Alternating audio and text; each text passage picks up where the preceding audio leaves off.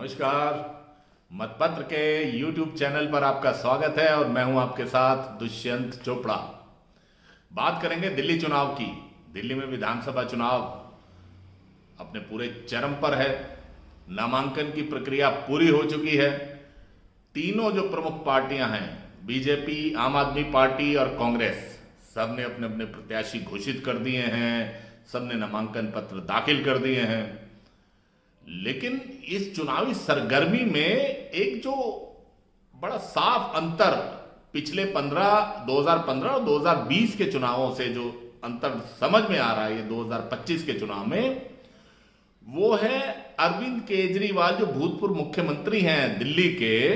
उनका व्यवहार। आपको याद होगा 2013 में जब उन्होंने अपनी राजनीति शुरू की थी तो उनका एक बड़ा एक पेट डायलॉग होता था, सब मिले हुए हैं जी, सब मिले हुए हैं जी। कांग्रेस बीजेपी से मिली हुई है, बीजेपी उससे मिली हुई है, सब भ्रष्टाचारी हैं। शीला दीक्षित के लिए बहुत बड़े बड़े, जो श्रीमती शीला दीक्षित उस समय मुख्यमंत्री हुआ करती थी कांग्रेस की, उन पर बहुत बड़े बड़े आरोप प्रत्यारोप ये लोग अरविंद केजरीवाल और उनकी टीम लगाया करती थी। तो वो जो 15 और 20 में जो अंतर नजर आया वो ये था कि कांग्रेस के जो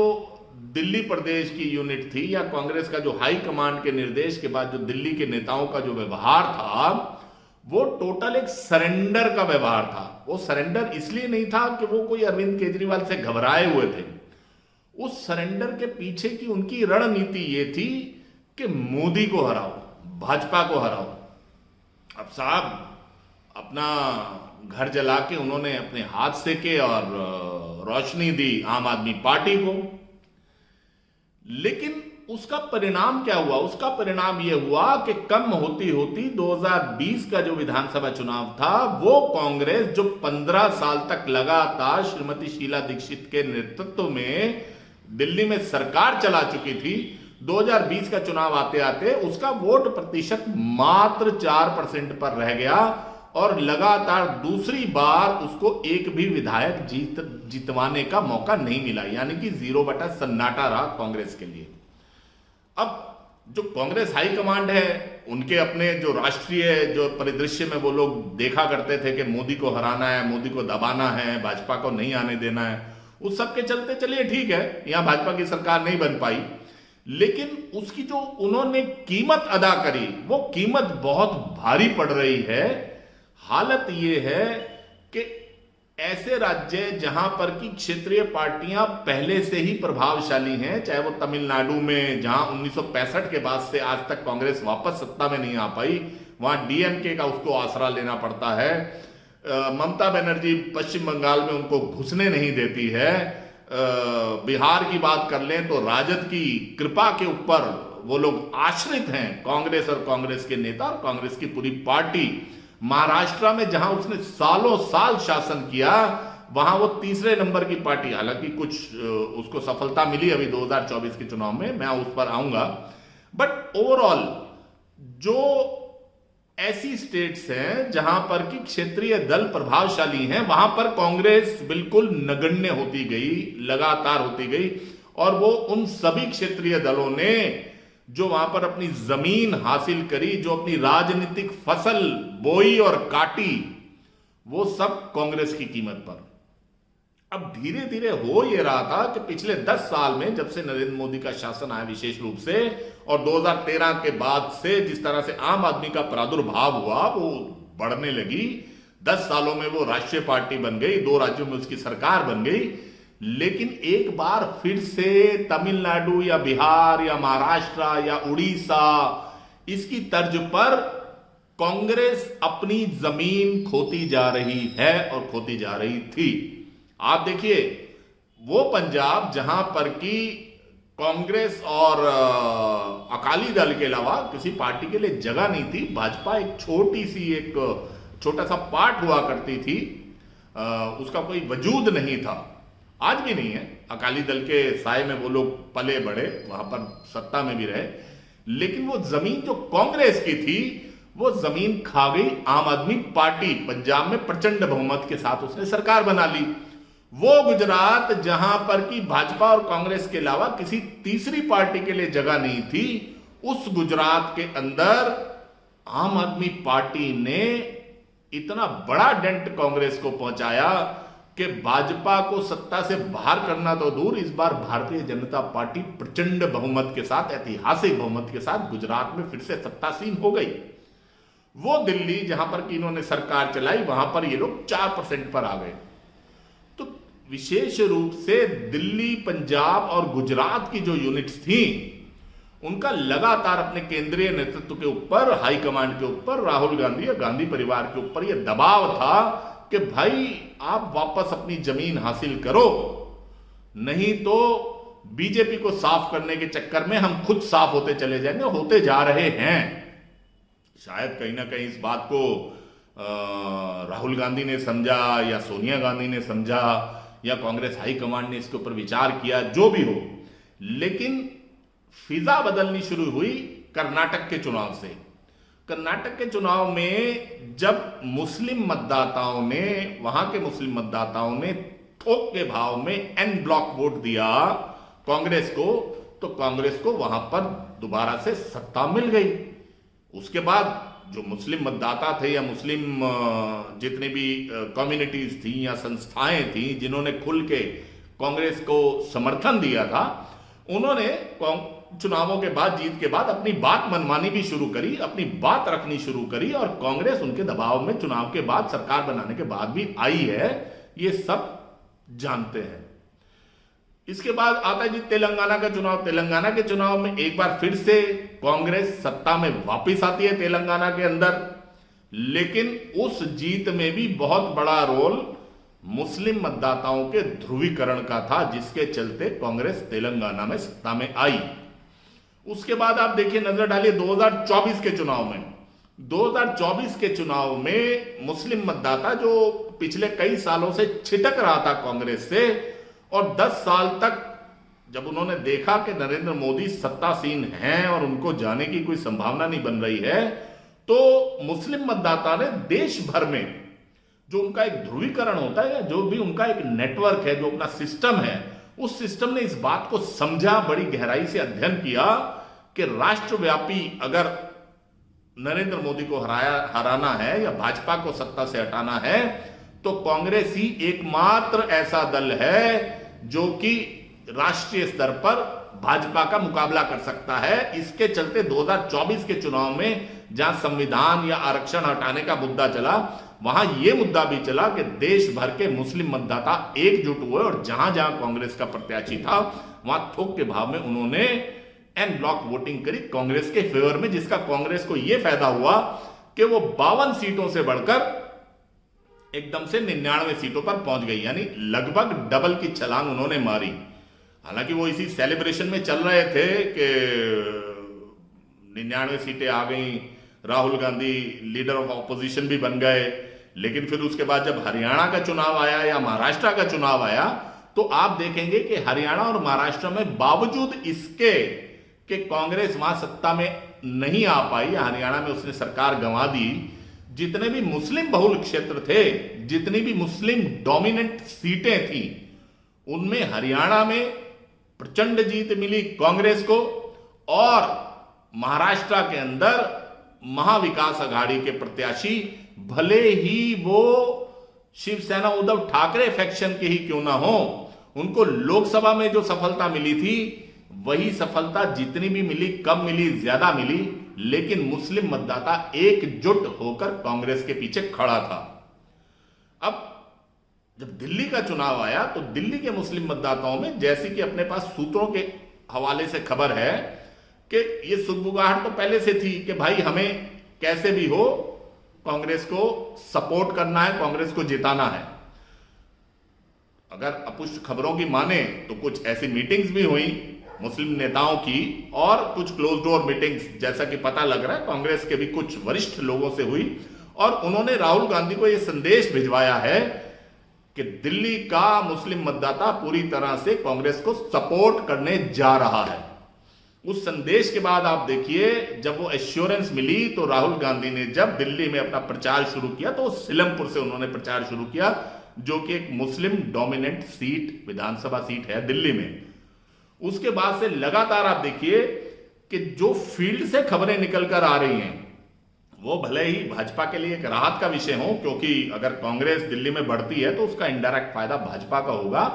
लेकिन आम आदमी पार्टी के अंदर खलबली सी मची हुई है। उनको ये लग रहा है अरविंद केजरीवाल को कि भाई ये मुस्लिम मतदाता जिनके लिए मैं कुछ करूं या ना करूं या खोखली घोषणाएं ही करके छोड़ दूं, ये तो मुझे छोड़कर कहीं जाएगा नहीं, क्योंकि कांग्रेस के पास तो कोई ताकत नहीं है। लेकिन मुस्लिम मतदाता जिस तरह से एकजुट होकर पूरी दिल्ली की सभी सीटों पर कांग्रेस के पीछे, राहुल गांधी के नेतृत्व के पीछे खड़ा हो गया है, उसके चलते कांग्रेस की आशाएं भी बलवती हो गई हैं। आप देखिए कि इतने समय से अगर मैं उदाहरण स्वरूप भी समझाना चाहूं तो जो एक राजनीतिक वनवास कांग्रेस को मिला हुआ था, या जो एक दिल्ली में जिस तरह से कांग्रेसी नेता या कांग्रेसी नेतृत्व जो है वो अपनी इस राजनीतिक अमावस्या की जो रात चल रही थी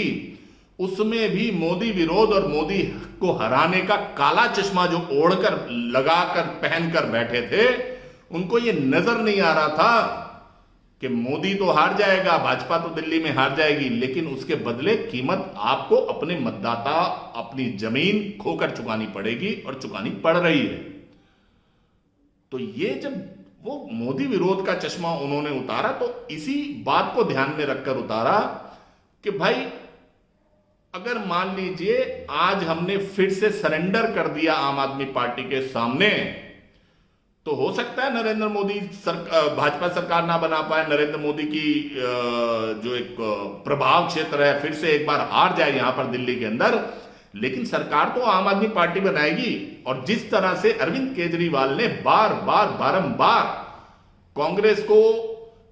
पटकनी दी है, मैं लिटरली वर्ड यूज कर रहा हूं, पटकनी दी है, धोखा दिया है। आप देखिए किस तरह से कब कब उन्होंने ब्लैकमेल किया, लिटरली जब दिल्ली से रिलेटेड एक बिल आना था लोकसभा के अंदर, तब उन्होंने बाकायदा ब्लैकमेलिंग करी। इस बार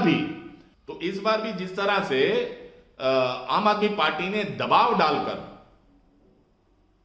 इंडिया गठबंधन या इंडिया ब्लॉक के सारे दलों को अपने साथ मिलाया और बाकायदा कांग्रेस को धमकी दी, तो उससे कांग्रेस की कहीं ना कहीं आंखें खुली। उन्हें लगा कि भाई ये तो कुछ मामला गड़बड़ है, क्योंकि आप देखिए केवल यहां आम आदमी पार्टी उसको आंखें नहीं दिखा रही, वहां पर अखिलेश यादव ने आंखें दिखानी शुरू कर दी उत्तर प्रदेश में, बिहार के अंदर राजद ने और तेजस्वी ने उनको आंखें दिखानी शुरू कर दी, यहां तक कि जो उसके बड़े स्ट्रांग सपोर्टर तमिलनाडु में हैं वो भी ये आम आदमी के पॉइंट पर वो कांग्रेस के साथ नहीं आए, उन्होंने आम आदमी पार्टी का साथ दिया। तो इस सब के चलते जब कांग्रेस ने वापस मुस्लिम्स और दलित मतदाताओं के बीच में अपनी पैठ, अपनी पहचान और अपनी पकड़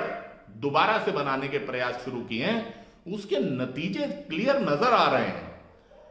उससे मैं ये तो बिल्कुल नहीं कहता कि आने वाले विधानसभा चुनावों में यहां पर कांग्रेस की सरकार बन जाएगी, बिल्कुल नहीं बनेगी,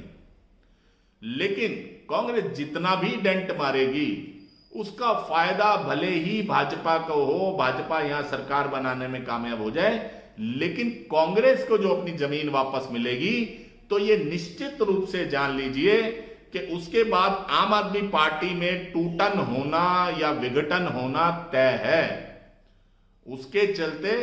2025 के चुनाव के बाद जब अगला चुनाव 2029 या लोकसभा का आएगा, भले वो 2030 का विधानसभा, दिल्ली विधानसभा का चुनाव आएगा,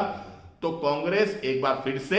एक कड़े मुकाबले में जहां जीत और हार का पलड़ा किसी की भी ओर झुक सकता है, इस स्थिति में वो भाजपा के सामने और प्रधानमंत्री नरेंद्र मोदी के सामने खड़ी होगी। आप ये देखिए कि कांग्रेस की इस मुस्लिम पकड़ का फायदा सभी दलों ने उठाया, यहां तक कि हिंदू हृदय सम्राट कहलाए जाने वाले बाला साहब जी देवरस के पुत्र उद्धव ठाकरे, जिनकी शिवसेना पार्टी जानी ही जाती थी हिंदुत्व के लिए, उन्होंने जब पलटी मारी, कांग्रेस का साथ लिया, तो मुस्लिम मतदाताओं ने पूरे महाराष्ट्र में बढ़ चढ़कर शिवसेना का, उद्धव ठाकरे फैक्शन का समर्थन किया, जिसका फायदा उद्धव ठाकरे को लोकसभा चुनाव में भी हुआ और विधानसभा चुनावों में भी भले ही उनकी सीटें कम आई हो, लेकिन मुस्लिम मतदाताओं ने शिवसेना का साथ दिया। यानी कि आप ये मानकर चल लीजिए कि देश भर में जो एक आजादी के बाद से एक ट्रेंड चला आ रहा था कि मुस्लिम और दलित मतदाता कांग्रेस के साथ लगातार बने रहे, सालों तक बने रहे, दशकों तक बने रहे। फिर क्षेत्रीय पार्टियों का प्रादुर्भाव हुआ, उनके चलते वो लोग कांग्रेस से छिटककर क्षेत्रीय दलों की ओर बढ़े। उनकी वापसी धीरे धीरे कांग्रेस की ओर होनी शुरू हो गई है। और दिल्ली का आने वाला चुनाव मैं आपको बता रहा हूं, दलित मतदाता भी जिस तरह से कांग्रेस की ओर जाना शुरू हुआ है या उसकी तरफ उसका रुझान दिखना शुरू हुआ है, और मुस्लिम मतदाता तो खुल के आज दिल्ली में कह रहा है कि भाई अरविंद केजरीवाल से तो हम लोग अब आजिज आ चुके, आजिज शायद बोलते हैं कि भाई हम उनसे तंग आ चुके, भाई अब हमें अरविंद केजरीवाल नहीं चाहिए, हम वापस कांग्रेस की ओर लौटेंगे। तो कांग्रेस के वो कार्यकर्ता जो अभी तक जिनकी प्रायोरिटी ये रहती थी कि हम अपनी सीट गंवा कर भी, अपनी सीट हार कर भी मोदी को हराएंगे, भाजपा को हराएंगे, उस कांग्रेस के कमिटेड जो वर्कर थे, जो कार्यकर्ता थे, उनके मन में भी अब ये बात घर कर गई है कि भैया इस बार जो है थोड़ी सी जमीन हासिल करेंगे और 2030 और 2029 का चुनाव कड़े मुकाबले में हम भाजपा के साथ लड़ेंगे, जीतेंगे, और जहां पर की आम आदमी पार्टी नहीं होगी। और इसका एक फायदा आप ये निश्चित जान लीजिए कांग्रेस को पंजाब के चुनाव में भी होगा, क्योंकि आज भी पंजाब के अंदर जो राजनीतिक परिस्थितियां हैं, हालांकि वहां का चुनाव 2027 में है, बहुत समय पड़ा है, 2 साल का समय पड़ा है, लेकिन वहां जो स्थितियां नजर आ रही है, वहां के मतदाताओं से जब हमारी टीमों की बात होती है, तो आज भी वहां पर भाजपा की स्वीकार्यता इतनी नहीं बन पाई कि वो इस लायक अपने आप को समझे कि वो वहां पर आने वाले 2027 के चुनाव में सरकार बना लेगी। पंजाब के लोग आम आदमी पार्टी की सरकार से त्रस्त हैं, बहुत तंग हैं। वहां की महिलाएं विशेष रूप से ये जो 1000 रुपए हर महीने देने का झूठा वायदा आम आदमी पार्टी ने किया था, उसके चलते अब उनको याद आ रहा है कि भाई कांग्रेस का शासन अच्छा था, जब कांग्रेस के शासन में पंजाब में उनकी सुनी जाती थी और कानून व्यवस्था भी अच्छी थी और बाकी सब भी, पंजाब एक तरक्की की राह पर था। तो दिल्ली एक पायदान बनने जा रहा है कांग्रेस पार्टी के लिए, राहुल गांधी के लिए, जहां पर कि ये दिल्ली में थोड़ी सी अपनी जमीन पकड़ेंगे। जमीन पकड़ने से मेरा मतलब है 12, 15 या 17% तक वोट पूरी दिल्ली में कांग्रेस को मिलने जा रहा है, आप ये निश्चित जान लीजिए। और इसका सीधा सीधा फायदा कांग्रेस को पंजाब के अंदर होगा और आने वाले चुनावों में निश्चित रूप से गुजरात में भी वो कहीं ना कहीं वापस अपनी स्थिति पकड़ने में कामयाब हो पाएगी। और इसका सबसे बड़ा इंस्ट्रूमेंट, इसका सबसे बड़ा कारक जो बनने जा रहे हैं वो है मुस्लिम मतदाता। वो मुस्लिम मतदाता जो हमेशा ही उस पार्टी को वोट देते आए हैं जो कि भाजपा को या पूर्व में जनसंघ को हराने में सक्षम हो, उसी प्रत्याशी को वोट देते हैं। लेकिन इस बार दिल्ली में जिस तरह की खबरें आ रही हैं, बड़ा स्पष्ट इंडिकेशन है इस बात का कि मुस्लिम मतदाता बगैर ये देखे कि इस सीट पर कांग्रेस का प्रत्याशी मजबूत है या आम आदमी पार्टी का प्रत्याशी मजबूत है भाजपा के विरुद्ध, वो लोग कांग्रेस को वोट देने जा रहे हैं। आने वाले चुनाव 5 फरवरी को हैं, 8 फरवरी को नतीजे आएंगे और तब कहीं ना कहीं मेरी इस बात की पुष्टि होगी, जो बात मैं आज आपको बोल रहा हूं कि दिल्ली का मुस्लिम मतदाता राहुल गांधी के पीछे खड़ा हो गया है। आपको आज का विश्लेषण कैसा लगा? अपनी राय जरूर दीजिएगा, वीडियो को लाइक कीजिएगा, शेयर कीजिएगा और साथ ही हमारे चैनल को सब्सक्राइब जरूर कीजिए। जितना ज्यादा आप सब्सक्राइब करेंगे उतना ज्यादा हमारा उत्साहवर्धन होगा। साथ वाले बेल आइकॉन के बटन को जरूर दबाइए ताकि हमारे हर आने वाले कार्यक्रम की नोटिफिकेशन सबसे पहले आप तक पहुंच पाए। बहुत बहुत धन्यवाद।